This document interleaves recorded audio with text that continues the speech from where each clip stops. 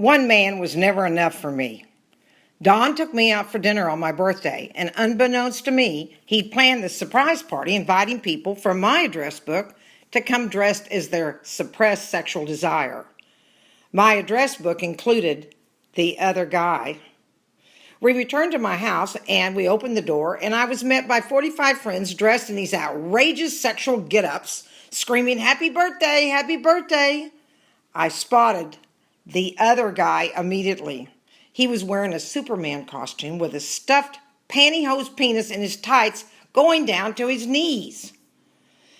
Then Don, standing beside me at the door, immediately ripped off his clothes and was wearing a Superman costume with large pantyhose penis that went to his knees. They, of course, didn't plan this because they didn't even know each other. I was like a deer in the headlights. The other guy graciously went home early and said he'd call tomorrow. And after everyone left, Don helped me clean up and we brushed our teeth for bed. Then he pulled back the bedspread. The other guy's pantyhose penis was between the pillowcases. Everyone said I had to make a choice, and I did. I just wish I had known then that I was polyamorous.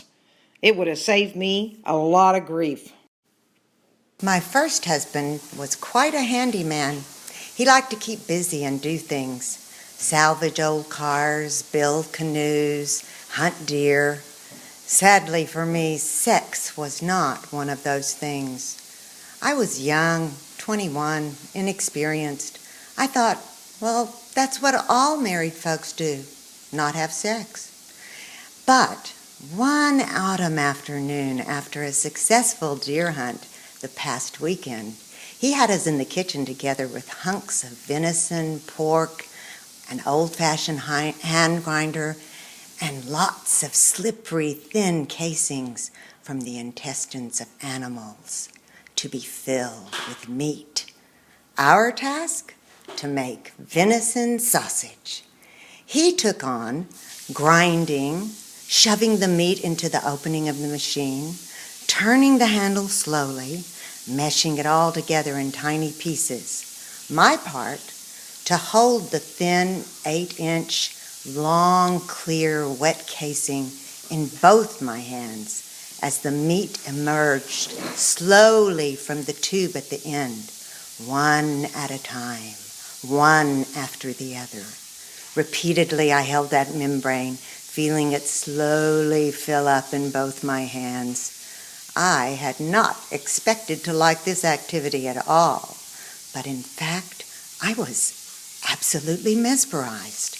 I felt and watched this over and over. The slippery, wet membrane, the slow buildup of meat within it, my hands smoothing out any bumps or bulges so that each sausage was a perfect, filled so tight piece. I was entranced by it, watching this limp casing grow slowly into a large link, time after time after time. A wave of emotion, something, swept over me. In between my legs, a warmth began to spread, slowly, until my thighs were moist. My breath felt hot as I breathed out. My chest was on fire, link after link, smoothing each 8-inch tube of animal flesh over and over until my face began to heat. And I turned to my husband and said, "I don't know how women in sausage factories stand this." My nipples began to harden. "We have got to take a break and go upstairs." I was almost panting. He chuckled. It took a quizzical moment for him to understand the meaning and feeling of each and every swollen tube of meat that had passed through my hands.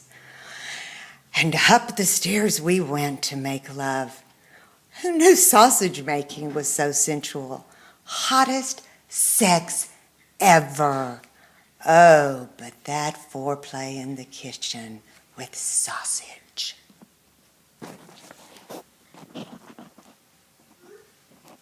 How do we do the done?